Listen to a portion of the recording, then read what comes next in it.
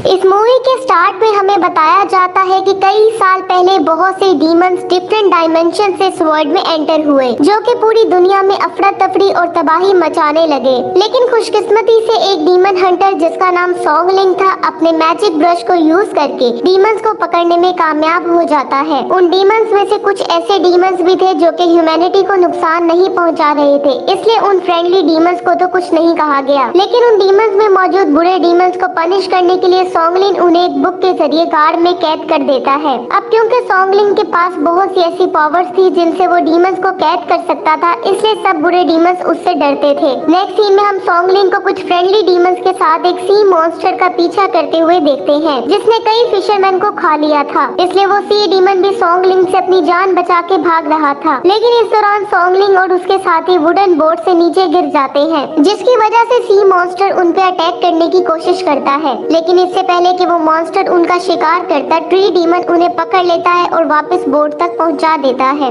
इस तरह सॉन्गलिंग को मौका मिलता है और वो ग्रीन डीमन को सी मॉन्स्टर की तरफ फेंक देता है, जो कि उस मॉन्स्टर पे गैस वेपन को यूज करता है, जिसकी बुरी स्मेल से वो ऑलमोस्ट नॉकडाउन हो जाता है, जिसकी वजह से वो सी मॉन्स्टर आहिस्ता आहिस्ता पानी में गिरने लगता है। जबकि सॉन्गलिंग फौरन से अपना ब्रश निकालता है और सी मॉन्स्टर को कैद करने के लिए तैयार हो जाता है। इसके बाद वो ट्री डीमन सॉन्गलिंग को हवा में ले जाता है, जहाँ वो एक स्पेल क्रिएट करता है, जिससे कुछ मैजिकल चेन्स निकल के उस सी मॉन्स्टर की तरफ बढ़ने लगती हैं। सॉन्गलिंग का मैजिक काम दिखाता है और वो चेन्स उस सी मॉन्स्टर को जाकर लगती हैं और उसे सरफेस पे ले आती हैं, जिसके बाद सॉन्गलिंग एक पोर्टल को ओपन करता है और उस सी मॉन्स्टर को अपनी बुक के जरिए उस पोर्टल में कैद कर देता है। अब सीन शिफ्ट होता है और हमें पता चलता है कि सॉन्गलिंग तो कुछ बच्चों को यही कहानी सुना रहा था, ताकि वो बच्चे उसकी स्टोरीज वाली बुक खरीद लें। लेकिन वो बच्चे भी काफी स्मार्ट थे, इसलिए वो ऐसा करने से इनकार कर देते हैं। अब सॉन्गलिंग जो उन बच्चों को पिछले 1 घंटे से इंटरटेन कर रहा था, उसे काफी गुस्सा आता है और वो उन बच्चों को वहाँ से भगा देता है।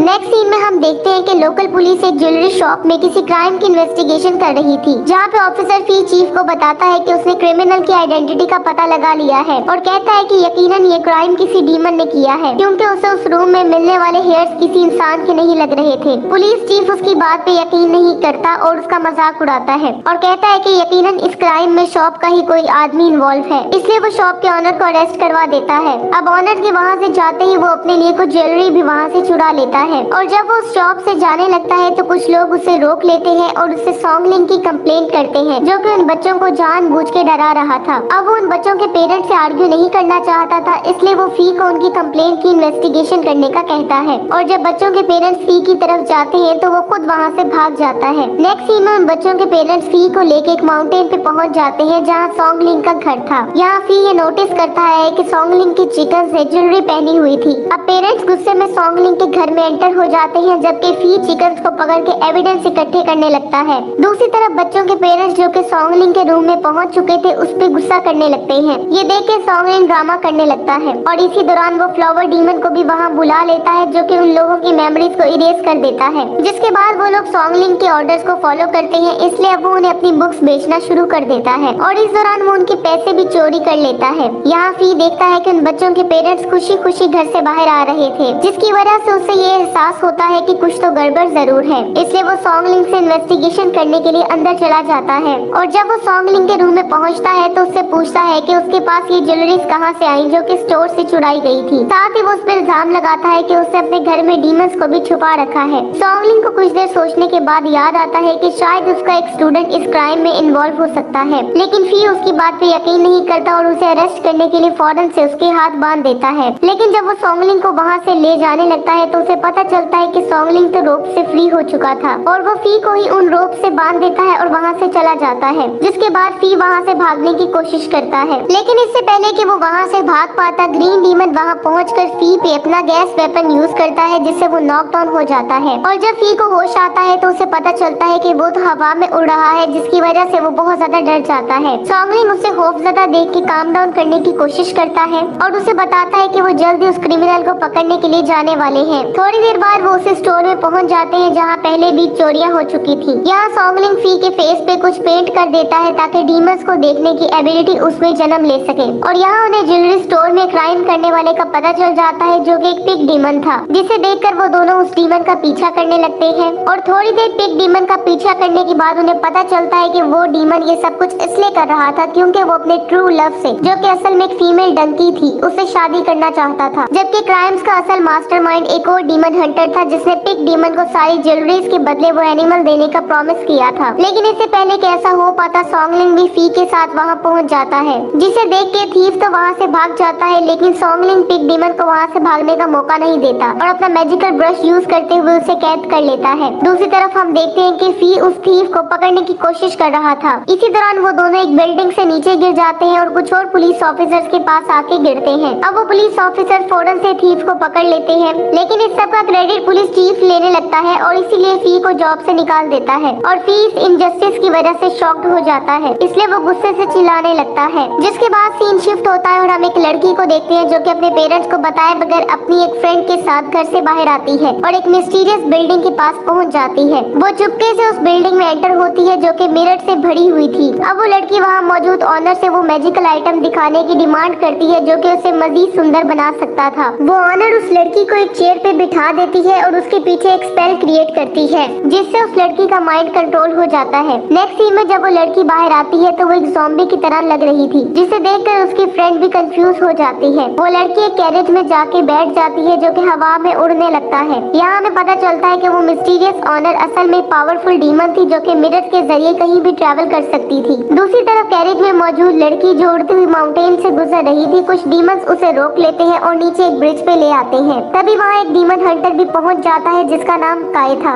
वो डीमन हंटर अपने मैजिक से उन डीमंस को वहाँ से भगा देता है और जब वो कैरेज में देखता है तो उसे वही लड़की नजर आती है। अब इससे पहले कि काई उसे फ्री कर पाता, उसे पीछे से कोई आता हुआ दिखाई देता है और तभी उसे पता चलता है कि वहाँ रेड ड्रेस में एक डीमन पहुंच चुकी थी जिसका नाम शाओचिन था। यहाँ हमें पता चलता है कि वो दोनों एक दूसरे को पहले से ही जानते थे और वो दोनों एक ओल्ड कपल की तरह एक दूसरे से आर्गुमेंट्स करना स्टार्ट कर देते हैं। यहाँ वो डीमन हंटर शाओचिन से उस लड़की को छोड़ने के लिए कहता है, लेकिन वो ऐसा करने से इनकार कर देती है क्योंकि शाओचिन उस लड़की की सोल को यूज करके इमोर्टल बनना चाहती थी। ये सुनकर काई को गुस्सा आता है और वो अपना मैजिक यूज करते हुए शाओचिन को पकड़ने की कोशिश करता है, लेकिन शाओचिन उसके अटैक को डिफ्लेक्ट करके हवा में उड़ने लगती है। काई भी स्पेल पेपर से बनी ब्रिज पे उसका पीछा करने लगता है, लेकिन जब काई उसके करीब पहुंचता है तो शाओचिन भी उस पे अटैक कर देती है, जिससे वो पीछे की तरफ गिरने लगता है, लेकिन जल्दी संभलने में कामयाब हो जाता है। अब काई अपनी सारी पावर्स को यूज करके फिर से शाओचिन पे अटैक करता है और बहुत से स्पेल पेपर्स उसे पकड़ लेते हैं, जिसकी वजह से वो नीचे जा गिरती है। अब काई फौरन से उसके पास पहुंच जाता है जहां शाओचिन उससे उसकी जिंदगी खत्म करने के लिए कहती है, लेकिन काई सिर्फ उसकी स्पिरिचुअल एनर्जी वापस लेना चाहता था, इसलिए वो शाओचिन को कोई नुकसान पहुंचाए बगैर एक रिचुअल स्टार्ट कर देता है। लेकिन इस दौरान शाओचिन उस पर अटैक कर देती है, जिसकी वजह से वो दूर जा गिरता है। अब शाओचिन वहाँ से जाने से पहले उसे गुस्से में कहती है कि अब वो कभी भी उसे देखना नहीं चाहती, जिसके बाद वो उस लड़की को लेके वहाँ से चली जाती है और काई गुस्से में उस पर चिल्लाने के अलावा और कुछ भी नहीं कर सकता था। नेक्स्ट सीन में शाओचिन उड़ती हुई एक माउंटेन पे पहुंच जाती है और एक ऐसे टेम्पल के सामने लैंड करती है जो कि काफी टाइम से बंद था। थोड़ी देर में मिरर डीमन भी वहाँ पहुँच जाती है और यहाँ हमें पता चलता है कि शाओचिन और मिरर डीमन दोनों बहनें थी। अब वो बहनें उस लड़की को दीवार में कैद कर देती हैं और उसकी पेंटिंग बना देती हैं और खुद वो अपनी लाइफ बढ़ाने के लिए उस लड़की की सोल को यूज करने का प्लान करने लगती हैं। लेकिन शाओचिन इस सब में ज्यादा इंटरेस्टेड नहीं लग रही थी क्योंकि वो तो सिर्फ काई के बारे में सोच रही थी। मिरर डीमन जब उसे काई के लिए उदास देखती है तो वो खुद ही काई को मारने के लिए कहती है, लेकिन शाओचिन इस बात से एग्री नहीं होती क्योंकि अभी भी वो काई से प्यार करती थी। दूसरी तरफ हम सॉन्गलिंग को देखते हैं जो कि पिग डीमन को सीधा करने की कोशिश कर रहा था। वो उसे ये धमकी देता है कि अगर उसने कोई क्राइम किया तो वो उसे गार्ड में कैद कर देगा, जिसके बाद वो पिग डीमन को छोड़ देता है और उसे वहीं रहने का ऑर्डर देता है। थोड़ी देर में वहाँ फी भी पहुँच जाता है और सॉन्गलिंग को उसे अपना स्टूडेंट बनाने की रिक्वेस्ट करता है।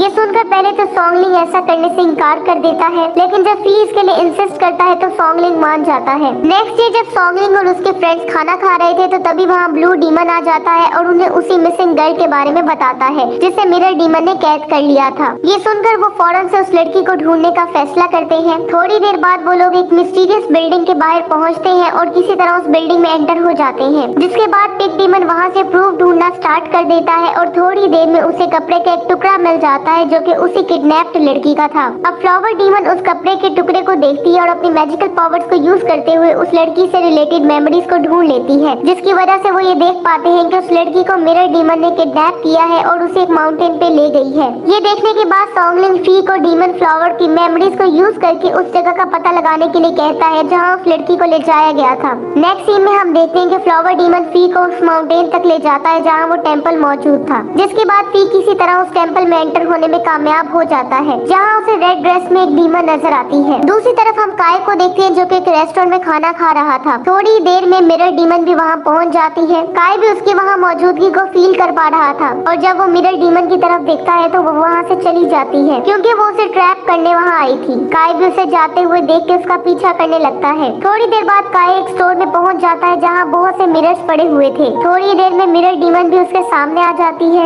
यहाँ वो काय को अपनी सिस्टर से दूर रहने का कहती है, लेकिन काय ऐसा करने से इनकार कर देता है क्योंकि वो शाओचिन को दूसरों को नुकसान पहुँचाने के लिए अलाउ नहीं कर सकता था। मिरर डीमन काय के मुसलसल जिद करने की वजह से अब तंग आ चुकी थी, इसलिए वो अपना मैजिक यूज करते हुए काय पे अटैक कर देती है और उसे स्लैप करके दूर फेंकती है, जिसके बाद वो उसकी गर्दन को पकड़ के उसका गला दबाने लगती है, लेकिन काय उससे बचने में कामयाब हो जाता है और फौरन से उस पे काउंटर अटैक कर देता है। लेकिन अब क्योंकि वो मुसलसल मिरर्स के जरिए टेलीपोर्ट हो रही थी, इसलिए वो मिरर डीमन का मुकाबला नहीं कर पाता और काय को उस डीमन के अटैक से बचने में मुश्किल होने लगती है और वो एक दीवार पे जा गिरता है, जहाँ बहुत से हाथ उसकी टांगों और हाथों को पकड़ लेते हैं और उसका गला दबाने लगते हैं, जिसके बाद मिरर डीमन भी उसके ऊपर आ जाती है ताकि वो काय पे फाइनल अटैक करके उसे मार सके। लेकिन तभी एक हाथ उसके अटैक को रोक लेता है और वो हाथ उसकी बहन शाओचिन का था। यहाँ हमें पता चलता है कि शाओचिन उनकी फाइट को देख पा रही थी और वो अभी भी काय को मरते हुए नहीं देख सकती थी। यहाँ उसकी बहन उसे समझाने की कोशिश करती है, लेकिन वो काय के प्यार में अंधी हो चुकी थी। इसी तरह सॉन्गलिंग भी वहाँ पहुँच जाता है और फौरन से उन डीमंस को कैद करने लगता है, जिसे देखकर वो डीमंस वहाँ से भाग जाती हैं। अब सॉन्गलिंग फौरन से काय को चेक करता है जो कि बेहोश हो चुका था, इसलिए वो ट्री डीमन को उसे वहाँ से ले जाने के लिए कहता है ताकि वो खुद उन डीमंस के बारे में मजीद पता लगा सके। और जैसे ही वो उन डीमंस को वहाँ ढूंढने के लिए आगे बढ़ता है तो तभी दो हाथ उसे पकड़ लेते हैं जो कि असल में मिरर डीमन के थे। वो डीमन सॉन्गलिंग को मिरर में खींच लेता है, जिसकी वजह से उसकी आधी बॉडी पीछे रह जाती है,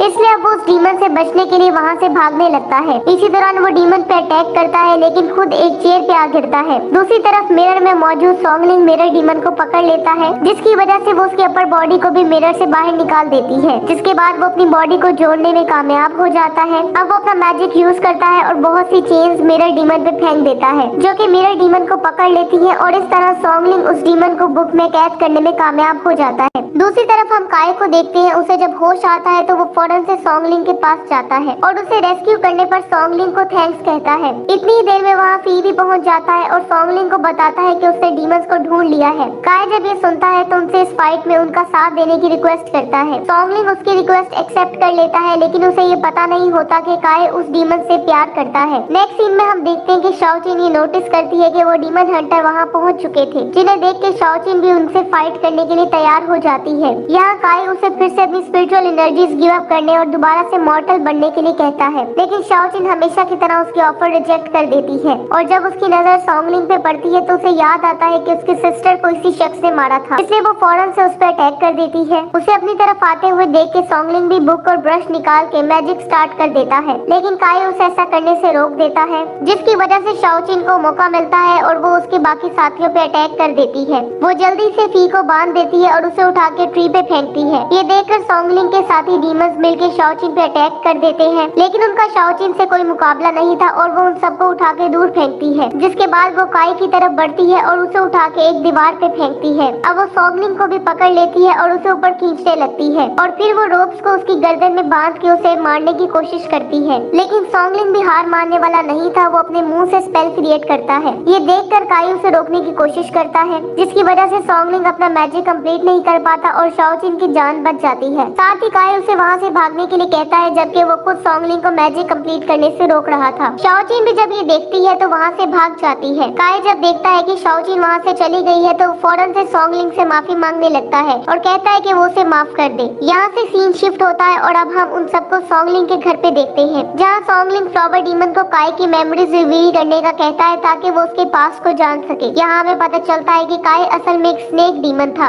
एक दिन वो एक लड़की को मिलता है जो कि असल में ह्यूमन थी। स्नेक डीमन को उस लड़की का शेडो दिखाई देता है और वो उसमें जंप कर देता है, जिसकी वजह से वो अपनी ह्यूमन फॉर्म में चेंज हो जाता है। लेकिन हैरानकुन तौर पे शाओचिन डीमन की वहाँ मौजूदगी से बिल्कुल नहीं डरती और कुछ ही दिनों में वो दोनों एक दूसरे से प्यार करने लगते हैं। अब शाओचिन ये सोचने लगती है कि अगर वो डीमन में चेंज हो गई तो उसे कैसा फील होगा। काय उसकी ये विश पूरी कर देता है और अपनी डीमन स्पिरिट उसे दे देता है, जिसकी वजह से शाओचिन इमोर्टल हो जाती है। लेकिन जब कुछ लुटेरे उनके टेंपल पे अटैक करते हैं तो शाओचिन अपनी डीमन डीमन पावर्स को यूज करते हुए उन लोगों को मार देती है, जिसकी वजह से उसकी स्पिरिट करप्ट हो जाती है। काय को जब ये पता चलता है तो वो इसका जिम्मेदार अपने आप को ठहराता है, लेकिन अब वो कुछ भी नहीं कर सकता था, इसलिए वो पावरफुल होने के लिए बहुत से डीमंस को मारना शुरू कर देता है, क्योंकि उसे ये लगता था कि इस तरह वो शाओचिन से डीमन स्पिरिट को वापस हासिल करके उसे दोबारा ह्यूमन में कन्वर्ट कर सकता है। इन मेमोरीज की वजह से अब उन लोगों को काय के पास्ट के बारे में पता चल चुका था। काय अब सॉन्गलिंग से उसकी लवर को बचाने और उससे डीमन पावर वापस लेने की रिक्वेस्ट करता है। सॉन्गलिंग भी उसकी हेल्प करना चाहता था, लेकिन उसे लगता था कि वो शाओचिन को मारे बगैर नहीं पकड़ सकता, इसलिए वो परेशान हो जाता है। लेकिन फिर उसे एक आइडिया आता है और वो एक प्लान बनाने में कामयाब हो जाता है। नेक्स्ट सीन में वो लोग मर्चेंट्स के भेस में एक फेस्टिवल में पहुंच जाते हैं, जहां बहुत सी लड़कियां डांस परफॉर्म कर रही थी। अब उन लोगों को लगता था कि शाओचिन पिछली फाइट में इंजर्ड हो चुकी थी, इसलिए वो वहां मौजूद लड़कियों की सोल्स को यूज करके अपनी पावर रिगेन करने की कोशिश करेगी, और यही वो शाओचिन को ट्रैप करना चाहते थे। जल्दी ही शाओचिन, जिसकी पावर्स बड़ी तेजी से कम हो रही थी, सिटी में एंटर हो जाती है।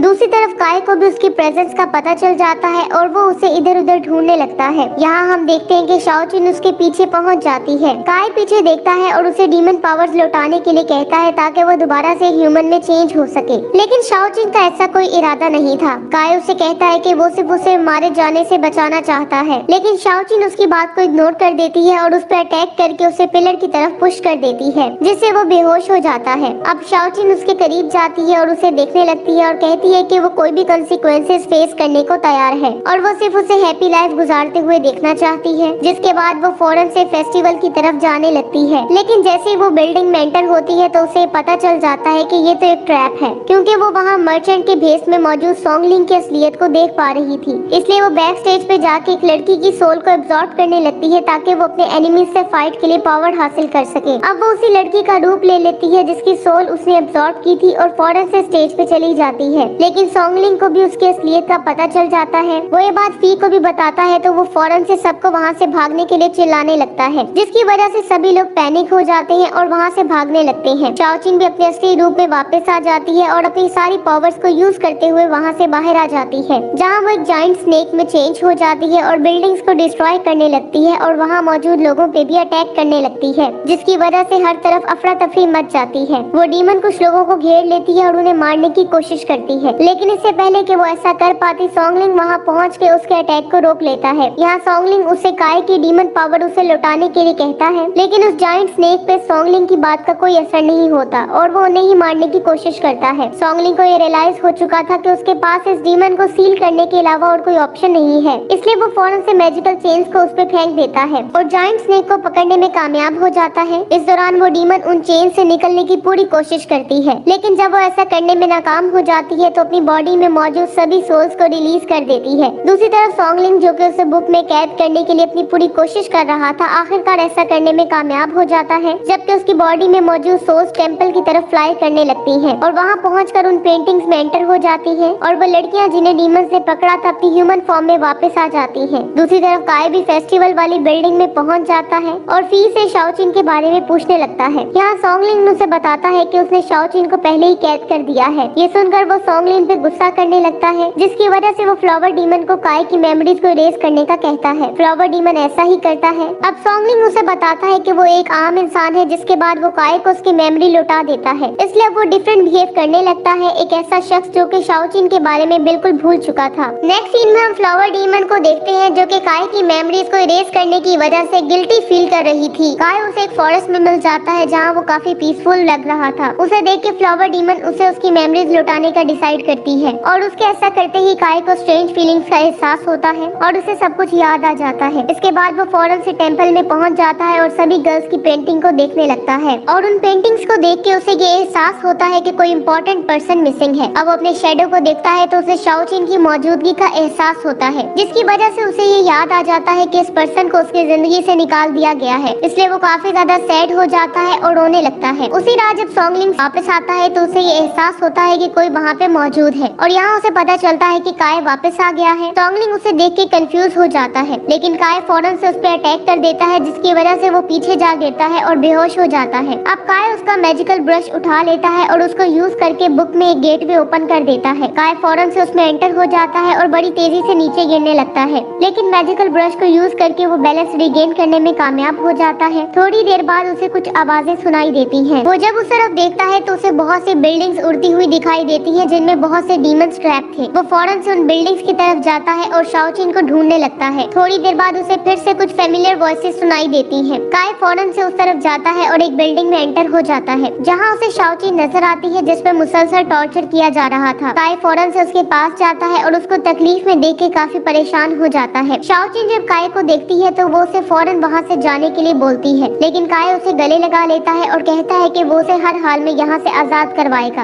अब काय उसकी स्पिरिचुअल पावर्स वापस लेने लगता है और उसे अपनी बॉडी में एब्जॉर्ब कर लेता है, जिसके बाद वो चेन्स जिन्होंने शाओचिन को पकड़ रखा था वो फौरन से काय के गिर्द बन जाती हैं और उसे वहाँ से ले जाने लगती हैं। लेकिन शाओचिन ऐसा होने नहीं दे सकती थी, इसलिए वो उसका हाथ पकड़ लेती है और काय के समझाने पर भी उसका हाथ छोड़ने से इनकार कर देती है। काय जिसे पता चल चुका था कि वो अब मरने वाला है, इसलिए वो शाओचिन को पीछे धकेल देता है, जिसकी वजह से चेन्स उसे हेल की तरफ खींच लेती है, जबकि शाओचिन रोते हुए चिल्लाने लगती है। काय अब उस मैजिक ब्रश को यूज करने की कोशिश करता है और जल्दी उन चेन से फ्री होने में कामयाब हो जाता है। वो चेन्स उसको दोबारा पकड़ने की कोशिश करती है, लेकिन अब वो उसकी पावर्स का मुकाबला नहीं कर पाती। काय यहाँ अपनी सारी पावर्स को यूज करता है, जिसकी वजह से वहाँ एक शॉक वेव क्रिएट होती है, जिससे सभी बिल्डिंग्स डिस्ट्रॉय हो जाती हैं और सभी डीमंस आजाद हो जाते हैं। दूसरी तरफ सी और सॉन्गलिंग फौरन से वहाँ पहुँच जाते हैं जहाँ डीमंस को कैद किया जाता था। यहाँ वो देखते हैं कि सभी डीमंस आजाद हो चुके थे और वहाँ से निकलने की कोशिश कर रहे थे और आखिरकार वो डीमंस ह्यूमन वर्ल्ड में एंटर होने में कामयाब हो जाते हैं। हेल के गेट में पहुँचते हैं तो उन्हें पता चलता है कि काय बिल्कुल आउट ऑफ कंट्रोल हो चुका था, क्योंकि उसकी सोल डीमन स्पिरिट की वजह से करप्ट हो चुकी थी। सॉन्गलिंग उसे अपना वेपन लौटाने के लिए कहता है, लेकिन काय ये सुन के हंसने लगता है और एक जायंट स्नेक से उस पर अटैक कर देता है। वो डीमन उन दोनों पे अटैक करता है, जिसकी वजह से वो नीचे गिरने लगते हैं, लेकिन तभी ट्री डीमन उन्हें बचा लेता है। काय जब ये देखता है तो वो फौरन से दूसरे मॉन्स्टर को बुलाता है, जो कि फ्रेंडली डीमंस का पीछा करने लगता है। ट्री डीमन जो कि उस मॉन्स्टर से बचने की कोशिश कर रहा था, उसे ट्रिक करने में कामयाब हो जाता है और वो मॉन्स्टर वहीं क्रैश हो जाता है। दूसरी तरफ ग्रीन डीमन अपना गैस वेपन रिलीज करता है, जबकि फ्लावर डीमन उस केमिकल को जला देती है, जिसकी वजह से दूसरा मॉन्स्टर भी डिस्ट्रॉय हो जाता है। अब काय अपनी सारी पावर्स को यूज करने का डिसाइड करता है और खुद एक जायंट मॉन्स्टर में चेंज हो जाता है। अब वो सभी बिल्डिंग्स को डिस्ट्रॉय करते हुए उन लोगों का पीछा करने लगता है। सॉन्गलिंग और उसके साथी जो कि वहाँ से बचकर निकलने की कोशिश कर रहे थे, उस मॉन्स्टर के कई अटैक्स को डॉज करने में कामयाब हो जाते हैं, लेकिन खतरा अभी टला नहीं था, इसलिए सॉन्गलिंग अब ट्री डीमन को हेल के गेट की तरफ जाने के लिए कहता है। ट्री डीमन ऐसा ही करता है, जबकि जायंट मॉन्स्टर भी उनके करीब पहुंच चुका था, इसलिए वो जल्दी से उस बिल्डिंग में एंटर हो जाते हैं, जिसकी वजह से वो मॉन्स्टर उस बिल्डिंग से टकरा जाता है। काय अब ये देखता है तो वो अपना मैजिकल ब्रश लेने की कोशिश करता है, लेकिन वो मॉन्स्टर उन्हें उठा के दूर फेंकता है। अब सॉन्गलिंग और काय में एक जबरदस्त फाइट होने लगती है और वो लड़ते लड़ते बिल्डिंग से बाहर आ जाते हैं। यहाँ काय इस फाइट में डोमिनेट करने लगता है और सॉन्गलिंग पे अटैक करके उसे एक दीवार पे मारता है, जिसके बाद वो सॉन्गलिंग पे फाइनल अटैक करने के लिए अपनी पावर्स को इकट्ठा करने लगता है, लेकिन शाओचिन वहाँ पहुंचकर उसे ऐसा करने से रोक देती है और सॉन्गलिंग की जान बचा लेती है। अब शाओचिन जिसे पता था कि काय एक डीमन में कन्वर्ट हो चुका है, इसलिए वो हेल की तरफ जाने लगती है। काय भी उसका पीछा करने लगता है। शाओचिन बैरियर्स में एंटर हो जाती है और उस पोर्टल की तरफ जाने लगती है, जो कि आग से भरा हुआ था, लेकिन काय जल्द ही वहाँ पहुँच जाता है और उसे वहाँ जाने से रोक लेता है, लेकिन शाओचिन उसे पीछे धकेल के आगे चली जाती है और वहाँ जाते हुए कहती है कि यही वो जगह है जहाँ वो दोनों एक साथ रह सकते हैं। काय को भी ये एहसास हो चुका था कि उनकी बाहर की दुनिया में कोई जगह नहीं है, इसलिए वो मैजिकल वेपन को वहीं छोड़ के शाओचिन जिसे वो बहुत प्यार करता था उसकी तरफ बढ़ने लगता है। यहाँ वो दोनों एक दूसरे के करीब आते हैं और इसी दौरान उनकी बॉडीज आहिस्ता आहिस्ता डस्ट में चेंज होने लगती हैं और उन दोनों की बॉडीज हवा में ही गायब हो जाती हैं। दूसरी तरफ सॉन्गलिन जब ये देखता है तो वो काफी उदास हो जाता है, इसीलिए अब वो उस कपल के अनब्रेकेबल लव के बारे में स्टोरी लिखने का डिसाइड करता है, ताकि वो हमेशा के लिए लोगों के दिलों में जिंदा रह सके। मूवी के लास्ट सीन में हम देखते हैं कि सॉन्गलिन और उसका स्टूडेंट शहर जाने के लिए प्रिपेयर हो रहे थे, क्योंकि अब उन्हें आजाद हुए सभी डीमंस को पकड़ना था। इसी के साथ ये मूवी एंड हो जाती है। Thank you so much for watching.